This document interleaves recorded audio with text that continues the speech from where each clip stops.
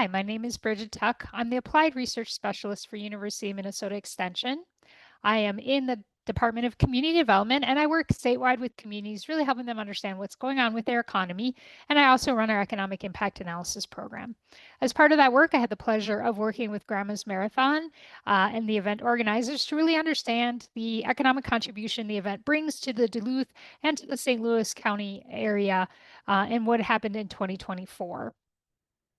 If you're not familiar with Grandma's Marathon, this is an event that the marathon itself starts at Two Harbors and ends in Duluth Canal Park area. But as a part of the marathon weekend, then they also have the half marathon. There's a 5K. There's a lot of activities that go on that are fun for race participants, for families, and even people who live in the Duluth area. So we really work together with them to measure holistically, what is the contribution of all these activities that are going on. When we look at economic contribution, we're really looking at sort of a couple of different things. The first piece that we need to know is the direct impact. So that's that initial change in the economy. So we really want to know, how much gets spent in Duluth and in St. Louis County to put on the marathon and how much gets spent by the visitors. Those are the two main components of the direct effect. Once we know the direct effect, then we can enter that into an input-output model. And input-output models calculate the indirect and induced effects. And these are really the ripple effects. So there are businesses where a race participant is never going to walk up and knock on their door.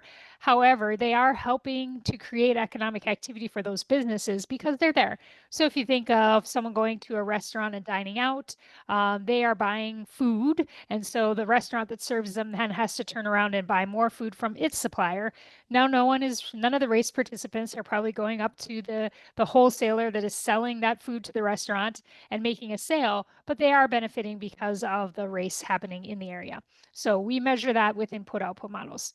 So when we came down to the direct effect, again, we had to measure these two components. The second component there is event spending by the event itself. And so Grandma's Marathon provided us with information about their budget. The other component is really to understand that visitor spending. So to get to visitor spending, we needed both the number of visitors and we needed how much spending there was per person. To do that, we partnered with Grandma's Marathon to do a survey. They always survey their race participants after the race, and they allowed us to put a couple of questions on that survey, and we did that. And then we were able to get an estimate of how many people come in a travel party. So when the race participant comes, they typically don't come alone. They maybe come with other racers, but they may also come with family and friends. And so we were able to get an average number of people there, and that helped us calculate how many total visitors there were. And then we were also able to ask some questions about how much they spent while they were in the region to get a sense of how much was spent per person. And then we were able to estimate total visitor spending. So when we did that survey, as I mentioned, we asked how much do you spend while you're in the region? You can see on average, race participants spent about $177 per person per day. Not surprisingly, the biggest expenditure is on lodging and then food and transportation. Those are kind of the main areas that people spend in when they're visitors. But just kind of give some insight a little bit. Most of the studies that we've done over the years in Minnesota have kind of had visitor spending in that $140 to $150 per person per day. So this number is a little bit higher. There's a couple of reasons for that. One of the bigger reasons is the spending on lodging.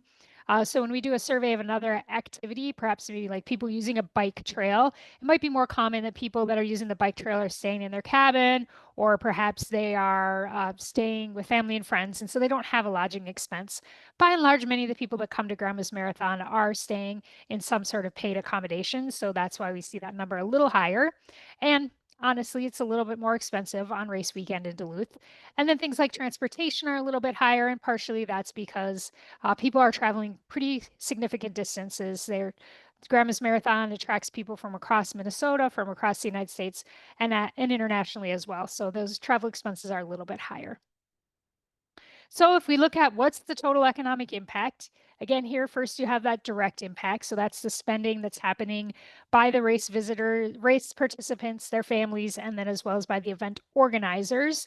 So these are businesses that are typically serving those race participants. So you can see the spending of about 25.4 million, supported about 220 jobs, and then there's just shy of $10 million of labor income. So that's income that goes to the workers of people in Duluth as a result of the race weekend. And then we have those indirect and induced effects. So those are at those businesses or other places in the community that don't directly serve race participants. And that totals about $14 million in economic activity. So in total, the economic contribution of Grandma's Marathon in 2024 was almost $40 million, $39.4 million. One of the things we're experimenting or trying out here in our economic impact studies is to include some other data sources. So we've have access to Placer AI. It's a mobile analytics company. It tracks cell phone usage and it gives us an idea of kind of where people are and where they're going in the community. So this is some data that we pulled for what I call Grandma's Marathon finish line route.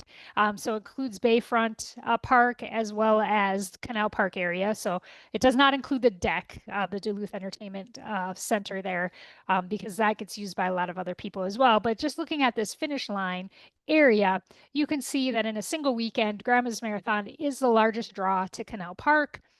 The Tour of Lights that happens in the fall or in the kind of winter time there is also a major draw to the Canal Park area. So definitely helps you see that if you just think about one weekend, Grandma's Marathon is the one that drives the most visits to Canal Park. And then another thing we're kind of trying out is trying to get a little bit more graphical, making this a little easier for general audiences to understand. So this is a great layout here, kind of summarizing things again. Grandma's Marathon Weekend in 2024 generated $39.4 million worth of economic activity.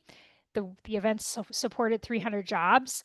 On average, people stayed for 2 to 3 days when they were in Duluth for the event and spent about $177 per person. They come in parties, average party of, the race participant plus 2 other people. And 9 out of every 10 were visitors to the Duluth area. So again, this is really drawing new people into Duluth. So with that, I will end it there. Thanks for listening. And if you have any questions, you can find this report on our website or here's my contact information. Thank you.